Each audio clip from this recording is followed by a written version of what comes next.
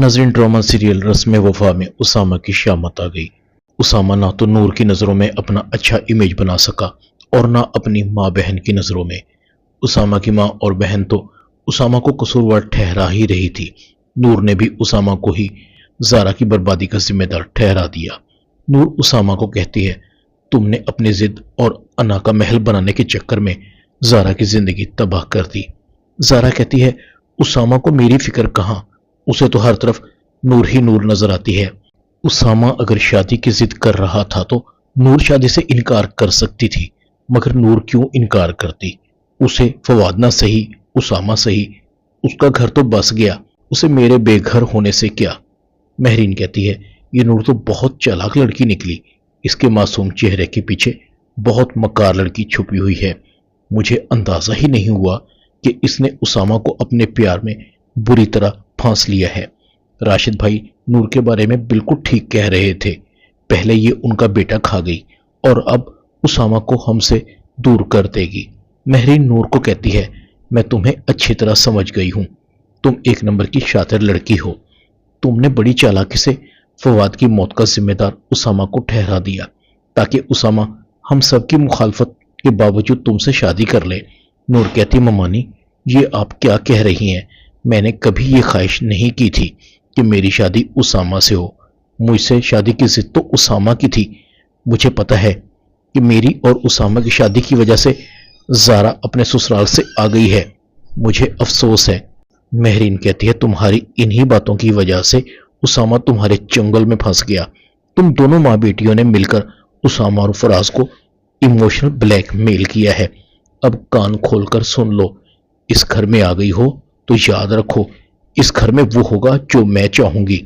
दूसरी तरफ ज़ारा भी नूर के पास आती है, क्या मिला तुम्हें मेरा घर बर्बाद करके? याद रखो, अगर मेरा घर उजड़ रहा है तुम्हारा भी नहीं बसेगा। ज़ारा को बुरा भला कहते हुए उसामा सुन लेता है।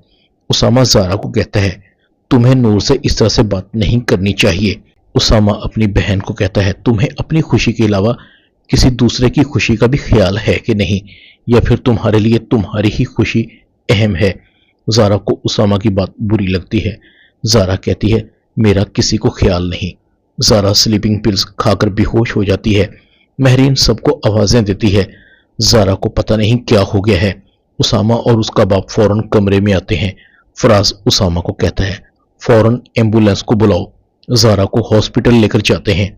महरीन उसामा को कहती है, तुम सब भूल गए हो, तुम्हारे लिए न बहन का रिश्ता अहम है और न माँ का। अगर ज़ारा को कुछ हो गया तो मैं तुम्हें कभी माफ नहीं करूंगी। नूर जैसे ही महरीन के पास आती है, महरीन नूर को कहती है, खबरदार, अगर तुम मेरे पास भी आई तो तुम्हारी वजह से हमारा हंसता बसता घर बर्बाद हो गया है। मैं तुम्हें कभी माफ नहीं करूंगी। नूर की आंखों में आंसू थे। मैं मनहूस हूं, सबकी खुशियों को बर्बाद कर देती हूं। उसामा कहता है, तुम खामखा अपने आप को कसूरवार मत ठहराओ, तुम देखना बहुत जल्द सब ठीक हो जाएगा। राशिद अपनी बीवी को कहता है, प्यार मोहब्बत सब ढोंग था। अभी फवाद को दुनिया से गए दिन ही कितने हुए थे। नूर मेरे बेटे को खा गई और वो तुम्हारा भतीजा जो फवाद को अपना भाई कहता था, उसने कितनी आसानी से नूर से शादी कर ली। मुझे तो इन दोनों के करैक्टर पर शक हो रहा है। कहीं उसामा ने जानबूझकर तो फवाद का एक्सीडेंट नहीं करवाया। राशिद की बीवी कहती है, उसामा ऐसा हरगिज नहीं राशिद, वो तो फवाद को अपना भाई समझता था। वो कैसे फवाद का बुरा सोच सकता है? रह गई बात नूर की, आखिर वो कब तक फवाद के लिए बैठी रहती? ड्रामा रस्म वफा में इतना ही। चैनल को सब्सक्राइब कर दें। शुक्रिया।